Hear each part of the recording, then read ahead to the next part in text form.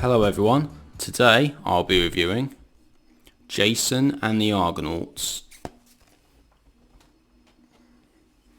So Jason and the Argonauts came out in 1963 and is about Jason and his band of Greek heroes who are known as the Argonauts, and they set off to find the golden fleece of a winged ram. And what they do, they set out across the land and they come across many obstacles on the way.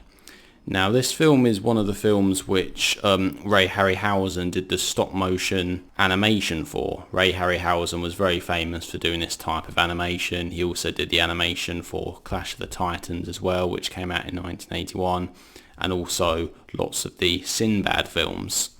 But this is one of the earlier ones, so this came out in 1963 and we have Todd Armstrong in the lead role. And in fact, actually, most of the actors in this film are not particularly well known. In fact, when I had a look at the actors, it was only really Honor Blackman, who plays Hera, who I'd heard of. Obviously, Honor Blackman went to go on to play Pussy Galore in one of the James Bond films, Goldfinger. But apart from that, most of the cast is relatively unknown.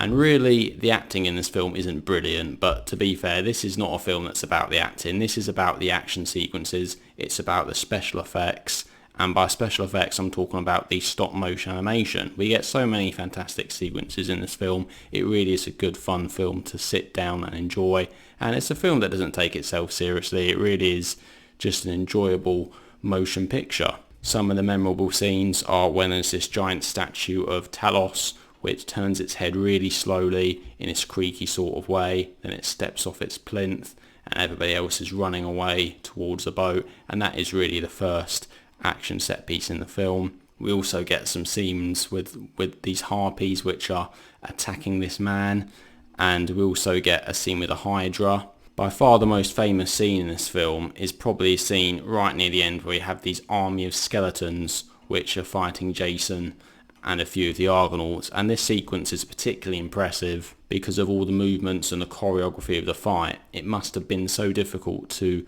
do this animation frame by frame. We really must appreciate how much work went into this. It's very easy to look at something like this now and think it looks a bit ridiculous, and I suppose for a lot of younger people it will be.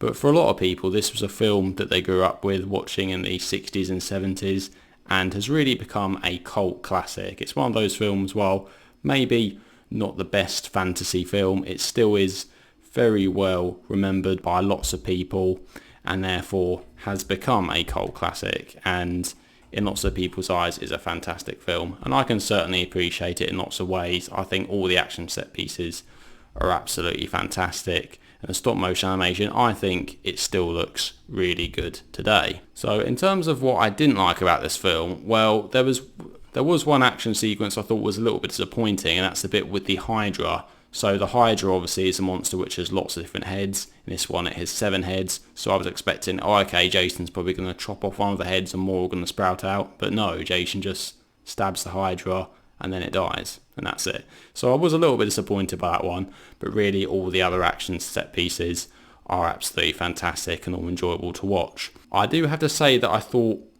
although this is slightly spoiling a bit, the ending of the film, it did come to an end really quickly. It almost seemed to have this action set piece at the end and it just ended like that.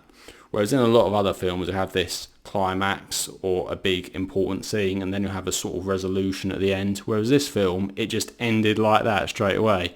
But to be fair, I didn't really mind that much because there wasn't really much more that needed to be said.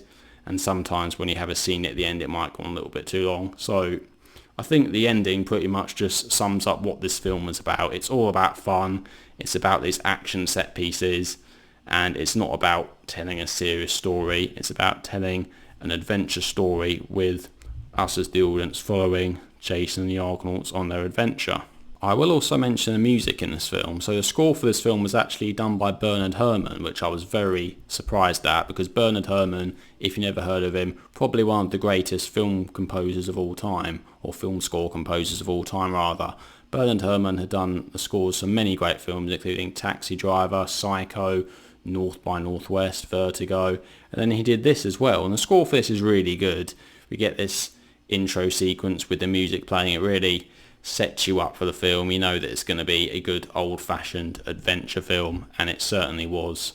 Overall, I have to say, if you are looking for a good old school adventure film that is lots of fun to watch, and something that, you know, a typical popcorn flick that you don't have to take too seriously and that you can watch with a family, then I think this is absolutely perfect. It's hard to find a film which is better than this. And if you're with kids, you might want to let them know, yes, the special effects might not look good today, but you have to appreciate it for its time, and in that respect it certainly is one of the best films of that era in terms of special effects. You just have to imagine watching this when it came out in 1963, and if you have that in your head, you really will appreciate this film. So I'm going to give Jason the Argonauts a rating of 8 out of 10. It does its job very well being a solid action adventure film. However, it's certainly not the best epic or fantasy film that there's ever been, but if you're looking for a popcorn flick, as I said, can't do much better than Jason and the Argonauts.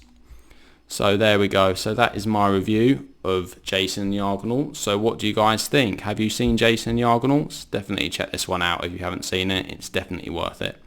Anyway, thank you all very much for watching, and I'll see you guys in the next video. Take care.